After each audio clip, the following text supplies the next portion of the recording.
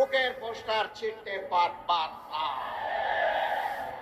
দিশাহারা হয়ে, হতাশ হয়ে, ক্ষুব্ধ হয়ে চূড়াগলিতে কেউ যদি হাঁটার চিন্তা করে, তাহলে প্রয়োজনে আরেকটা 5 আগস্ট অনুষ্ঠিত হবে ইনশাআল্লাহ।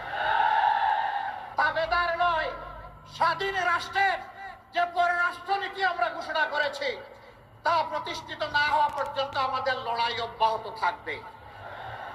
আমাদের যুবক যুবতীদের আকাঙ্ক্ষা পূরণ না হওয়া পর্যন্ত আমাদের লড়াই অব্যাহত থাকবে।